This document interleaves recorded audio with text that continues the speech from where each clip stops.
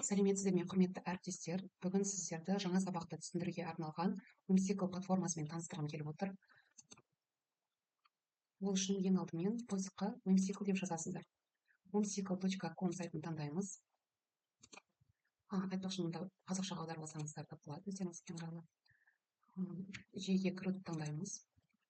Сіздер Google аккаунт арқылы тіркелсеңіздер болады. Одан кейін почталарыңыз бен парольдеріңізді жазып кіре бересіздер. Бұл платформамен жұмыс жасау үшін, мысалы, осындай жұмыс жасайтын тақта.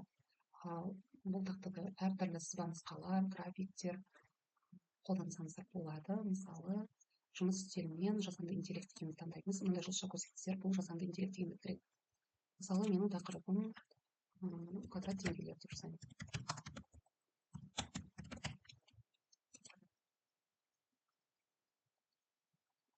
Көріп отырғандарыңыздай бірнеше секундтың ішінде квадрат теңдеулер тақырыбына осындай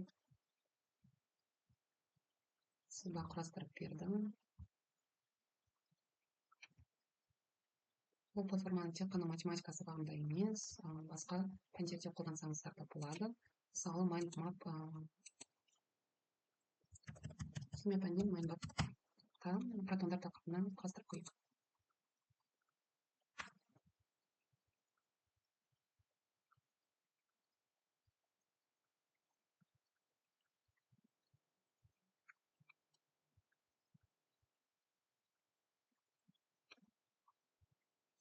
Көріп отырғандарыңыздай, міне бірнеше секундтың ішінде осылай жаңа тақырыпта ашылған ынтымасы, қасиеттері, орналасу функциялары.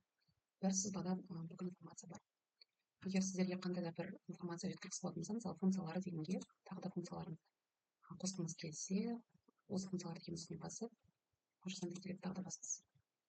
Сонда сізге қанша функциялар бар екен, одан да көбірек функциялар жасап берді. Ядроны ұстап тұрады, ионды түзу процесінде роль ойнайды. Осылай кеңірек информация береді. Егер сізге қандай да бір информация ұнамайтын, не ақпарат ұнамайтын болып қалса, оны сіздер немесе ол ақпарат бергіңіз келсе алып тастасаңыздар болады.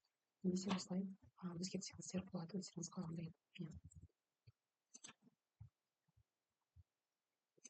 Және бұл тақтаны тек қана онлайн ғана емес, мынау сызба нұсқалардың барлығын көшіріп алып, кез келген платформада өзіңіздің презентацияңызға, слайдыңызға қоссаңыз болады.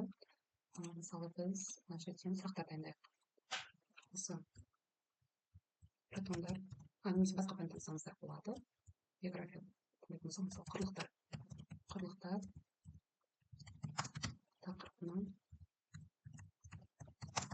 сұрақтар деп стек демонстрейн деген таңдасаңыздар болады. Көріп отырғандарыңыздай бірнеше секунд ішінде осындай сұрақтар құрастырып берді. Егер оның ішінде қандай да бір қате байқасаңыз, енді қазақша көп сайттарда дұрыс көрсетпейді.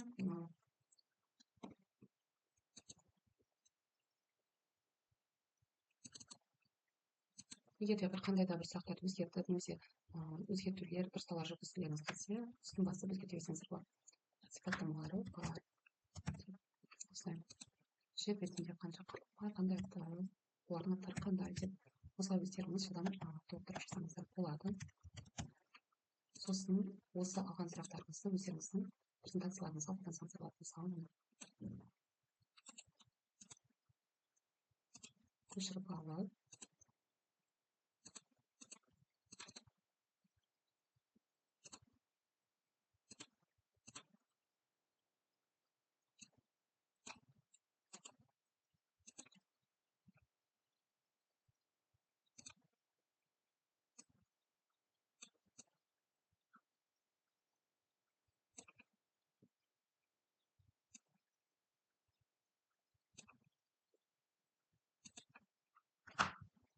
осылай етіп сұрақтарыңызда қолдансаңыздар болады.